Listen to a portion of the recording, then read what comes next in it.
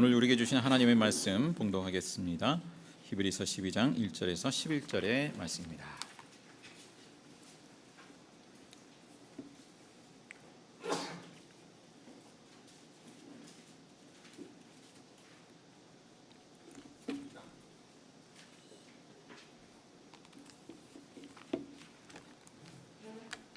히브리서 12장 1절에서 11절 교독하겠습니다.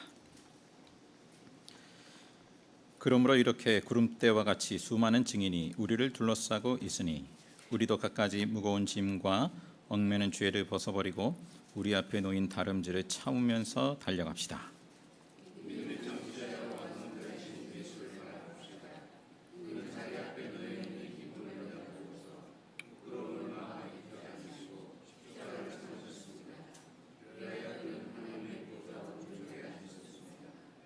자기에 대한 죄인들의 이러한 반항을 참아내신 분을 생각하십시오. 그리하면 여러분은 낙심하여 지치는 일이 없을 것입니다.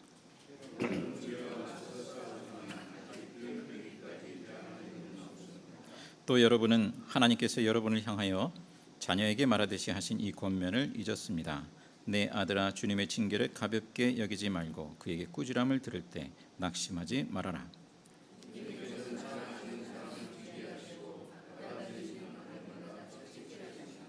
징계를 받을 때 참아내십시오. 하나님께서는 자녀에게 대하시듯이 여러분에게 대하십니다. 아버지가 징계하지 않는 자녀가 어디에 있겠습니까?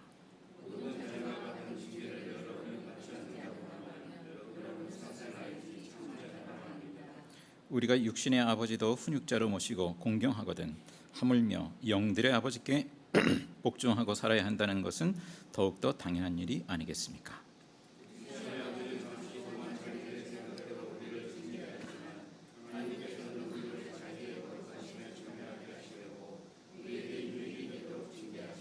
함께 있습니다. 무릇 징계는 어떠한 것이든지 그 당시에는 즐거움이 아니라 괴로움으로 여겨지지만 나중에는 이것으로 훈련받은 사람들에게 정의의 평화로운 열매를 맺게 합니다. 아멘. 그 성찬 관련해서 한 가지 말씀드리면, 이 앞에서 가능한 대로 빵을 드시고 잔을 드시고 이동하시면 되겠습니다. 미리 이동하실 필요 없으시고요. 제가 미리 말씀드린다는 것이 이제 나중에 말씀드리게 되는데, 그렇게 해주시면 되겠습니다. 제가 빵을 이렇게 떼다 보면 크기가 다 달라져요. 매번 균일하게 잘라야 되는데 이게 잘, 오늘 본의 아니게 저희 딸 예림이한테 가장 많이 갔어요. 제 사심이 담긴 게 아닙니다. 아무튼 근데 이제 또 어른들께서는 또 많이 떼어드리면 목이 메이실 것 같기도 하고, 글쎄 어떠신지 모르겠습니다. 네, 아무튼 잘 참여하면 좋겠습니다. 자, 오늘 히브리서 마지막 순서입니다. 오늘까지 히브리서 나누겠습니다. 오늘 이제 낙심하고 지치는 일에 관한 그런 권면인데요. 우리가 그럴 때가 있죠. 낙심하여 지치는 때 우리는 어떻게 대처하는가? 물론 이제 오늘 본문의 대상과 우리가 겪고 있는 어떤 시련, 어려움 이런 것이 성격이 다를 수 있겠습니다만, 우리가 낙심하여 지치는 일이 있을 때 어떻게 그것에 대응하는가? 우리가 뭐 여러 가지 방법이 있겠죠. 뭐 친구를 만나서 뭐 이것저것 이야기 나누면서 푸는 방법도 있겠고, 뭐 잠을 실컷 자면서 있는 방법도 있겠고, 뭐 요즘 같으면 또 약을 처방을 받아서 또 심신을 안정시키는 그러한 방법도 있을 것입니다. 다 두루두루 쓸 수 있는 방법인데, 자, 오늘 말씀에서 또 우리가 교훈을 삼고자 합니다. 오늘 히브리서 독자들은 어떤 이제 어려움을 겪고 있나요? 믿음으로 인한 어려움이에요. 예수 믿고 나서 그로 인해서 어려움을 겪는 거예요. 고난이 오고 핍박이 오고 박해가 있단 말입니다. 그로 인해서 처음에는 막 견디고 하다가 낙심하여 지치는 위기에 있어요. 그들의 상황이 어떠한지 3절 하반절에 그리하면 여러분은 낙심하여 지치는 일이 없을 것입니다 라고 했듯이 그런 상황 가운데 위기 가운데 처해 있단 말이죠. 4절에도 보면 여러분은 죄와 맞서서 싸우지만 아직 피를 흘리기까지 대항한 일은 없습니다. 지금 성도들이 죄와 맞서서 싸우고 있어요. 여기서 죄라고 하는 것은 뭐 개인적인 죄도 있겠습니다만 그 박해로 인해서 굴복하는 거죠. 박해로 인해서 굴복하는 거예요. 이 마치 복싱 경기를 연상시킵니다. 죄와 맞서서 싸운다. 고대의 이 복싱이 오래됐죠. 이 복싱 경기 피를 흘리기까지 대항한 일은 없습니다. 그러니까 다시 말하면 순교하기까지 대항한 일은 없습니다. 내가 죽으면 죽으리라 그 정도의 마음을 가지고 대항한 일은 아직은 없다. 싸우고 있지만 그런 얘기죠. 뭐 한편으로는 참 훌륭한 성도들이고 그러나 한편으로는 더 동료가 필요한 성도들이죠. 또 오늘 본문 읽은 그 다음에 나온 12절 13절에 그런 표현이 있죠. 그러므로 이제 쭉 권면하면서 그러므로 여러분의 나른한 손과 힘 빠진 무릎을 일으켜 세우고 똑바로 걸으십시오. 절름거리는 다리로 하여금 삐지 않게 하고 오히려 낫게 하십시오. 그러니까 운동 선수가 막 달리거나 또 뭐 복싱을 하든지 하는데 막 비틀거리는 거예요. 지금 그런 상황이란 말이에요. 비틀비틀 절름거리면서 어떻게 해야 될까? 자, 우리가 이와 같은 고난은 아니더라도 여러 고난과 시련 중에 낙심하고 지치지 않으려면 어떻게 해야 할까? 자, 오늘 본문의 말씀에서는 성도들에게 그 경기장의 그 운동 선수에 비유하면서 말씀을 하고 있어요. 1절에 보시면 이런 장면이 나오죠. 그 원형 경기장을 떠올리면 되겠어요. 수많은 군중들이 있어요. 응원합니다. 그 군중들이 누굽니까? 히브리서 11장에서 앞서 말했던 믿음의 선배들이에요. 선배들이 둘러싸서 응원하고 있습니다. 구름대같이 수많은 증인들이 우리를 둘러싸고 있으니 그 얘기죠. 우리도 그들처럼 갖가지 무거운 짐과 얽매는 죄를 벗어버리고 우리 앞에 놓인 다름들을 참으면서 달려갑시다. 첫 번째 권면은 그들처럼 우리도 일단은 달리기 하려면, 여기서 지금 이제 달리기에 묘사하고 있어요. 근데 단거리 달리기가 아니에요. 장거리, 뭐 마라톤이라 해도 좋고, 그 장거리 달리기를 하려면 일단 무거운 짐을 내려놔야죠. 벗어버려야죠. 그걸 얘기하고 있습니다. 무거운 짐과 얽매는 죄를 벗어버리고. 뭐가 있을까요? 뭐 여러 가지 죄의 짐도 있고, 유혹도 있고, 근심, 걱정, 염려가 있고, 또 세상에 대한 어떤 욕심도 있고, 이런 것들이 덕지덕지 말하자면 짐처럼 있단 말입니다. 그러한 것을 벗어버리고, 그리고 장거리 달리기를 참으면서 달려갑시다 하는 거죠. 참으면서. 이게 단거리 같으면 한순간에 뭐 어떻게 하겠는데, 좀 참아보겠는데, 이거는 장거리예요. 당장의 속도가 중요한 게 아니에요. 장거리. 자, 그리고 이 신약의 성도들은 믿음의 선조, 구약 시대의 그 믿음의 선배들과 달리 더 좋은 것을 받았다는 이야기를 뭐 히브리서에서 말씀한 바 있습니다. 이 신약의 성도들은 믿음의 창시자요 완성자이신 예수님을 받았죠. 예수님을 받았죠. 맛보았죠. 그 전에 구약의 성도들은 멀찍이 바라보기는 했지만 뭔지 잘 몰랐어요. 그래서 이 예수님이야말로 참으면서 달리는 본을 우리에게 보여주셨다. 그러므로 예수님을 잘 본받아라. 다름질을 하는데 그냥 달리는 게 아니라 예수님을 잘 본받으면서 바라보면서 달려라. 그 권면을 두 번째로 하고 있어요. 믿음의 창시자요 완성자이신 예수를 바라봅시다 했는데, 창시자, 뭐 달리 표현하면 믿음의 인도자, 예전 번역은 믿음의 주요 그랬는데 주라는 표현보다는 인도자, 창시자라는 표현이 더 알맞겠습니다. 그리고 완성자, 믿음을 완성하셨다라는 것이죠.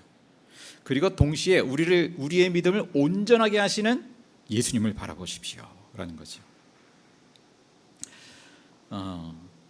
이 예수님을 우리가 왜 바라봐야 될까? 믿음의 선배들도 바라보지만 또 우리가 뭐 각 분야에서 뭐 어떤 멘토로 삼고 난 저 사람을 닮고 싶어 뭐 이럴 수도 있겠지만, 그 모든 사람들을 뛰어넘어서 예수님은 차원이 다르다는 거예요. 차원이 다르다. 우리 앞서 읽은 히브리서 10장 1절에 보면 이런 얘기가 있어요. 해마다 반복해서 드리는 똑같은 희생제사로는 하나님께로 나오는 사람들을 완전하게 할 수 없다 했어요. 그리고 14절에 가서는 예수님에 대해서 단 한 번의 희생제물로 영원히 완전하게 하셨다라는 것이죠. 그러니까 차원이 다른 그 예수님, 우리를 완전하게 하시는, 믿음의 완성에 이르게 하시는 그 예수님을 바라보십시오. 자, 그러면서 예수님이 어떻게 달려가셨는지를 보게 합니다. 어떻게 믿음의 완성, 믿음의 목표점에 그 달리기로 말하면 그 목표점, 결승점에 이르기까지 달려가셨는가, 그것을 보게 합니다. 그 뭔가요? 일단 첫째로는 예수님은 자기 앞에 놓여 있는 기쁨을 내다보셨다 그랬어요. 자기 앞에 있는 기쁨, 고난과 십자가 너머의 그 기쁨을 바라보셨어요. 아까 이제 장거리 주자라 이렇게 표현한 것처럼 우리는 근데 이제 단거리로 이렇게 생각하는 경향이 많이 있죠. 내 눈앞에 있는 어떤 성취, 눈앞에 있는 기쁨을 원하거든요.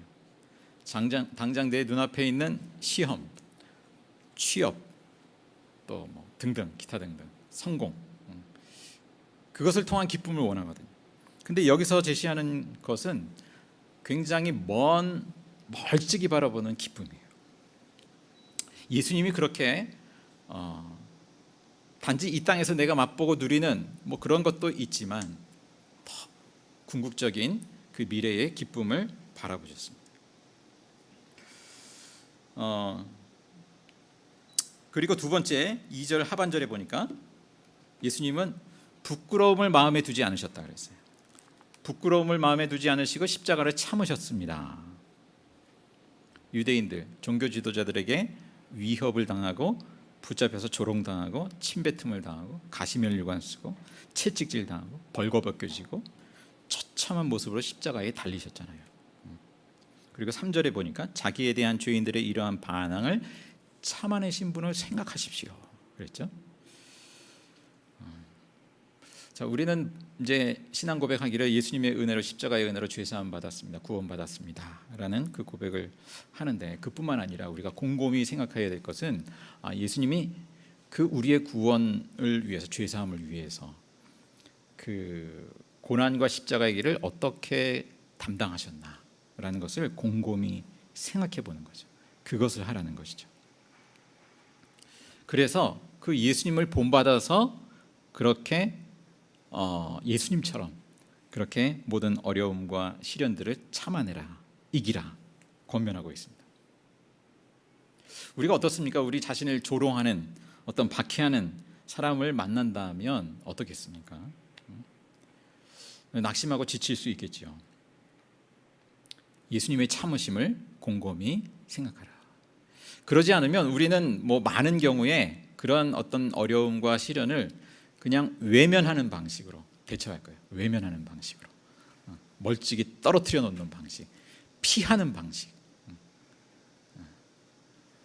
그렇게 우리가 이제 모면하려고 할 거예요. 근데 예수님이 보여주시는 방식은 우리가 통과해야 될 그 고난을 통과하게 합니다. 그러면서도 낙심하지 않고 지치지 않게 한다는 것이죠. 자, 우리가 뭐 여러 가지 사정들을 생각해 볼 수 있을 거예요. 뭐 계속해서 변하지 않는 배우자, 뭐 가족 비롯해서 뭐 직장에서 또 계속 맞부딪히는 여러 가지 일들, 엄청난 스트레스를 받고 낙심하게 되고 지치게 되고. 그런데 우리가 그런 순간순간에 예수님을 바라보라는 거죠. 예수님이 어떻게 그 고난과 시련을 거쳐가셨는가. 그러면 낙심하지 않고 지치지 않을 수 있다라는 것이죠. 그리고 세 번째는 2절 끝절에 그리하여 그는, 예수님은 하나님의 보좌 오른쪽에 앉으셨습니다 했어요. 결국 믿음의 경주의 목표점에 이르렀다는 것이죠. 그리고 이제는 그 하나님 보좌 우편에 앉으셨다는 것은 이제 대제사장으로서, 이 히브리서의 문맥으로 말하면 대제사장으로서 자신을 또 이어서 따르는 그 믿음의 사람들이 온전한 믿음의 완성에 이르도록 그렇게 도우신다라는 것입니다. 자, 우리가 인생을 살아가면서 뭐 누구를 본받느냐가 굉장히 중요하리라고 생각합니다. 뭐 여러 본받을 사람들이 있죠. 뭐 각 영역마다 있고 한데 또 믿음의 선배들도 있고. 근데 누구보다 예수님을 바라보라, 예수님을 본받아라, 그 권면을 하고 있어요. 우리가 누구를 목표로 지금 살아가고 있는가, 경주하고 있는가라는 것이죠. 뭐 이 시대 가운데 살아가다 보면 뭐 세상에서 소위 이제 성공하는 사람, 잘 나가는 사람, 그런 사람들을 이제 우리가 이제 탁 본보기로 삼고 본받고자 하는데, 뭐 본받을 점이 다 있겠습니다만 무엇보다 누구보다 예수님을 본받으라. 그리고 예수님의 참으심을 생각하십시오. 권면하고 있습니다. 자, 그렇게 이제 예수님을 본받으라 하면서 이제 마지막으로 한 가지, 세 번째, 하나님의 징계를 이해하고 감당하라는 말씀을 하고 있어요. 하나님의 징계. 5절 이하의 말씀에 보면 징계, 이거는 징계, 우리가 생각하는 징계일 수도 있고 훈련의 의미가 담긴 거죠. 교육적인 의미에서의 훈련, 훈계, 실현, 뭐 이런 것들을 의미합니다. 아버지가 징계하지 않는 자녀가 어딨냐라는 것이죠. 징계를 받을 때 그러므로 참아라. 사랑하는 자녀라면 막 엇나가고 그럴 때 그냥 내버려두는 부모가 어디 있겠느냐라는 것이죠. 바로잡으려고 하지 않겠느냐라는 것이죠. 그래서 그렇게 아버지의, 하나님 아버지의 징계하심을 참으라, 견뎌라, 감당하라. 그 참고 순종할 이유를 9절에는 이렇게 말씀하고 있어요. 9절에 보시면 우리가 육신의 아버지도 훈육자로 모시고 공경하거든 하물며 영들의 아버지께 복종하고 살아야 한다는 것은 더욱더 당연한 일이 아니겠습니까? 부모의 훈육도 우리가 감당하는데, 공경하는데 하물며 영들의 아버지, 하나님 아버지 복종하고 순종하는 것은 당연하다. 하나님은 자기 자녀를 징계하고 고난을 겪게 하시고 훈련의 의미에서 그렇게 하신다는 거예요. 그 이유가 10절 11절에 나와 있죠. 10절 11절을 우리 다시 한번 읽겠습니다. 10절 11절 시작. 육신의 아버지는 잠시 동안 자기들의 생각대로 우리를, 하나님께서는 우리를 자기의 거룩하심에 참여하게 하시려고 우리에게 유익이 되도록 징계하십니다. 무릇 징계는 어떤 것이든지 그 당시에는 즐거움이 아니라 괴로움으로 여겨지지만 나중에는 이것으로 훈련받은 사람들에게 정의의 평화로운 열매를 맺게 합니다. 아멘. 운동선수들 어떻습니까? 여기 운동 좋아하시는 분들도 계시고, 우리 우계출 집사님 테니스 선수신데 엄청 연습 많이 하신 걸로 알고 있습니다. 네. 또 우리 남성이 팀 달리기 요즘 열심히 하고 계시는데, 뭐 아마추어라면 모를까 운동 선수들 같으면 굉장히 훈련을 하죠. 훈련해야만 선수 노릇을 할 수 있는 거 아니에요, 그죠? 훈련, 하나님은 훈련하신다, 훈련하게 하신다. 군인이 훈련이 없으면 어떻게 돼요? 우리 건이도 군대에 있지만 훈련이 없으면 당나라 부대라 그러죠. 당나라 군대가 되고 마는 거죠. 훈련하신다. 우리 그리스도인 하나님의 자녀된 우리를 하나님은 훈련하신다라는 것입니다. 그래서 왜 하나님의 그 거룩한 속성에 참여하도록, 하나님의 성품에 참여하도록, 본받도록, 그래서 하나님의 정의와 평화의 열매를 맺도록 하기 위함이다 말씀하고 있습니다. 이 성경에 보면 고난의 종류가 있습니다. 뭐 죄에 따른 고난이 있죠. 이스라엘이 그 광야를 거치면서 불순종에 따른 그 고난을 겪는 부분이 있고, 바벨론 포로로 끌려가기도 하고, 이런 고난이 있죠. 억울한 고난도 있어요. 욥이 대표적이죠. 죄로 인한 고난이 아니었어요. 그런 고난이 있다는 거예요. 또 바벨론 포로로 끌려간 그 2세대, 부모 세대는 죄로 인해서 그렇게 이제 하나님의 징계로 바벨론 포로로 끌려갔다지만 그 다음에 출생한 바벨론 2세대는 무슨 죄냐 말이에요. 그런데 고난을 계속해서 당한다. 억울한 고난이다 말하자면. 또 한 경우 뭡니까? 다른 사람의 죄의 짐을 대신 지는 고난. 예수님의 고난이죠. 또 그리스도인이 다른 사람을 대신해서 담당하는 고난. 그런 고난이 있죠. 오늘 본문에는 무슨 고난입니까? 훈련의 의미의 고난. 그런데 앞에서 열거한 세 가지로 인한 그 고난에 다 연관될 수 있어요. 죄로 인한 고난이라 할지라도 그 가운데 하나님은 우리를 훈련하시죠.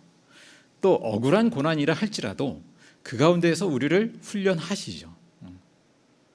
또 다른 사람의 짐을 대신 지는 그 고난을 또 지게도 하시면서 훈련하시죠. 그러한 의미의 고난을, 그것이 징계가 됐든 훈련이 됐든 그것을 기꺼이 감당해라. 예수님을 바라보면서 그 권면을 하고 있습니다. 그래서 하나님은 자녀의 삶에서 고난을 제거하시기보다는 고난을 통과하여 가게 하시는구나 라는 거죠. 누가복음 24장에 보면 예수님이 엠마오로 가는 두 제자에게 말씀을, 구약 성경의 말씀을 깨닫게 하시면서 예수님이 고난을 받고 십자가의 고난을 받고 그 다음에 영광에 참여할 것을 깨닫게 하십니다. 설명하십니다. 근데 뭐 구약의 어떤 특정 구절을 근거로 든다기보다는 구약 성경의 전체의 맥락을 말씀하시는 내용이에요. 말하자면 이스라엘이 고난을 당하고 출애굽 구원을 받습니다. 또 이스라엘이 바벨론 포로의 고난을 겪고 다시 해방을 경험합니다. 구원을 받습니다. 그러니까 구약 성경의 스토리가 전체적으로 그 고난을 거치면서 연단하시고 그리고 구원을 경험하게 하세요. 구원으로 인도하세요. 예수님은 이스라엘을 대표하는 분이죠. 그러니까 이스라엘을 대표하는 분으로서 참된 이스라엘로 오셔서 이스라엘의 고난을 친히 감당하시고 십자가 고난을 지시고 부활의 영광에 이르십니다. 그리고 모든 사람의 죄를 대신 담당하는 고난을 지시고 그리고 부활의 영광에 참여하십니다. 하나님 우편에 앉으십니다. 그러니까 구약 성경의 전체의 맥락을 우리가 이해한다면 하나님은 우리가 기도할 때 단지 고난을 피하게 하시는 분이 아니라 그 고난을 관통해서 나아갈 힘을 주시고 그렇게 승리하게 하신다는 거죠. 고난을 통과해서 영광에 이르게 하신다는 것이죠. 그 내용은 여러 가지일 겁니다. 우리가 각기 다르게 겪는 여러 가지 시련과 또 어려움과 고난들이 있는데 그것을 능히 감당하여 이기게 하신다. 우리가 예수님을 바라볼 때 바로 그것을 배우는 거죠. 예수님은 그렇게 하셨다. 고난을 피하지 아니하시고 결국은 고난을 짊어지시고 참으면서 감당하면서 결국에는 영광의 목표점에, 믿음의 목표점에 이르렀다라는 것입니다. 자, 우리의 믿음을 일으키신 주님, 우리가 믿음의 경주를 시작하게 하신 주님께서 그 믿음의 완성에 이르도록 그렇게 인도하신다. 다 장애물 다 피하게 하시고 그런 방식으로 그렇지 않다라는 거예요.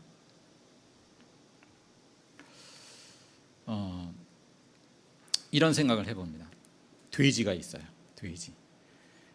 돼지는 뭐 글쎄요, 저는 잘 모르겠지만 버릴 것이 없다고 그래요. 그렇습니까? 뭐 소도 그렇고 뭐 그렇겠습니다만, 뭐 돼지 발은 족발로 먹고 머리도 돼지 머리 뭐 머릿고기로 해 먹고 또 뭐 하여튼 돼지 껍데기도 먹고 뭐 다 먹는다고 그래요. 그렇구나. 되게 유익을 주는구나. 그런 생각이 듭니다. 근데 사람은 어떤가? 만약에 하나님의 형상대로 지음받은 존재다 이렇게 일컫는데, 만약에 우리 인간이 하나님의 형상을 거슬러서 살아간다고 한다면, 그렇다면 우리 인간이 돼지보다 낫다고 할 수 있나? 뭐가 낫다고 할 수 있나? 단지 IQ가 지능이 높기 때문에 뭐가 낫다고 할 수 있나? 하나님의 관점으로 볼 때 돼지보다 인간이 나은 점이 뭔가? 그런 생각을 해봐요. 만약에 하나님의 형상을 거슬러 살아간다고 한다면 돼지보다 낫다고 할 수 있는 것이 과연 있나? 하나님의 그 하나님의 심판이 부당하다고 우리가 말할 수 있는가? 뭐 그런 생각을 해봅니다. 하나님이 우리를 지으신 목적이 있는데, 하나님의 형상을 본받아서 하나님의 성품에 참여하게 하시고 하나님의 정의와 평화의 열매를 거둬가게 하시고 그렇게 우리를 세워가시는데, 고난을 통해서도 그렇게 이제 우리를 연단하시는데 우리가 거슬러서 산다고 한다면 우리가 무엇이 나은가? 모르겠어요. 단지 IQ 가지고 얘기할 수 있는 건가? 지능 그런 거 가지고 하나님이 심판을 하셔도 할 말이 없다. 자, 우리가 그럼에도 불구하고 어쨌든 고난을 통해서 하나님께서 이제 우리를 연단하시지만 불필요한 고난을 겪을 필요는 없어요. 죄에 따른 고난이라든지 그럴 필요는 없죠. 불필요한 고난을 줄이려면 범사에 말씀을 잘 귀 기울이고 그 길을 온전히 따라갈 일이다. 알겠습니다. 우리가 뭐 하고 있듯이 강조하듯이 말씀과 기도의 길을 평소에 범사에 따라갈 일이다. 그렇다면 우리가 불필요한 고난은 겪지 않을 수 있겠지요. 주님께서 우리에게 감당하게 하시는 고난은 또 기꺼이 감당해야 되겠지요. 자, 성령께서 오늘도 우리를 그렇게 말씀의 길로 인도하시고 예수님을 본받는 길로 인도하시고 그래서 그 하나님의 성품에 참여하게 하시고 그 하나님 나라의 열매, 정의와 그 평화의 열매를 맺게 하십니다. 기도하겠습니다. 사랑과 은혜의 주 하나님, 우리를 자녀 삼으시고 예수 그리스도 안에서 완전한 믿음으로 인도하시는 은혜를 감사합니다. 때로 고난 중에도 어려움 중에도 예수님을 본받아서 감당하며 하나님의 성품에 참여하게 하여 주옵소서. 주님의 뜻을 헤아려 알게 하시고 하나님의 정의와 평화의 열매를 풍성히 맺게 하여 주옵소서. 감사드리며 예수님의 이름으로 기도합니다. 아멘. 다 함께 주님 가르친 기도로 함께 기도하겠습니다. 하늘에 계신 우리 아버지의 이름을 거룩하게 하시며